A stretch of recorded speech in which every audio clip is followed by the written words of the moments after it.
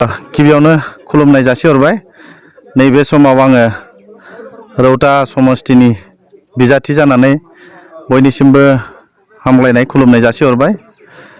जोङो एबारै UPPL हान्जाया बिटिआरआव सरकार फैगोन बेयो रोखा जाबाय आरो जोङो सरकार फैनायनि उनावनो जोंनि थालांनाय समस्याफोरखौ समाधान खालामनो थाखाय मोनफ्रोमबो हारि माहारिफोरखौ लानानै जौगानायनि मोनसे थांखि लानाय जादों आरो जोंनि थालांनाय माखासे खामानिफोर जेरै जोंनि हानि जेंना, बे हानि जेंनाखौ जोङो फोजोबस्रांनायनि मोनसे थांखि लादों आरो जोङो गिबियाव नुदोंमोन मोनफ्रोमबो फिसा मोनसे हानि जेंना लानानै माबा मोनसे खामानि मावनांगौबा जों क'क्राझार थांनांगौ।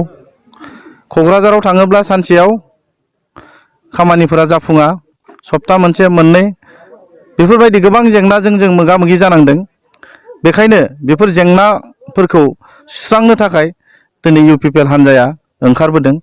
UPPL हान्जाखौ दिनै रायजो राजाफोरा बोजबना लादों। बेखायनो जों दिनै रायजोनि समस्याखौ सुस्रांनो थाखाय एबारै बैफोर हानि समस्याफोरखौ फोजोबनो थाखाय मोनफ्रोमबो बा साफ्रोमबो बेक्तिफोरा जेब्ला बिफानिफ्राय फिसालाया हानि जेंना फोजोबस्रांनो बा नामजारिफोरखौ सोलायनो जेब्ला खामानि मावगोन अब्ला जोंनाव एबारै जिल्लानि सिङावनो बेफोर खामानिफोरा फोजोबस्रांनाय बा बेफोर खामानिया जाफुंसारगोन आरो जोङो एबारै मोनफ्रोमबो हारि माहारि बासियालासिनो हानि मोनथाय होनाय जागोन, बे रोखा जाबाय। आरो जोङो दिनै मोनसे जोंनि गेजेराव बांसावनाय जों नुनो मोनदों। बेखौ आङो दिनै रायजो राजाफोरनि गेजेराव फोरमायनो सानदों। जोंनि गेजेराव सासे डुप्लिकेट राजा ओंखारनाय, बे राजानि मुङानो जादों पृथ्वी नारायण देब मेस। बिथाङा दिनै सानसे कंग्रेसआव, गाबोनबा BJPआव, दिनैबा BPFआव, दिनैबा मा होनना बुङो UPPLआव बियो गावनि जायगाखौनो दिनै थिग खालामनो हायाखै आरो गुबुननि जायगाखौ बिथाङा बोरै थिग खालामनो। बिथाङा बायदिसिना बुंलाबायदों जे UPPL सरकार फैयोब्ला लायनो गुबुन माहारिफोरखौ नैबे बिटिआर ओनसोलनिफ्राय होखारजोबगोन, बायदिसिना खोथा बांसावनाय। बिथांनि बे बांसावनाया कुनु रज'नाय नङा। दिनै आं मोनसे एग्जाम्पल होनो सानो। दिनै जोंनि गेजेराव मोनसे NRC जालांबाय।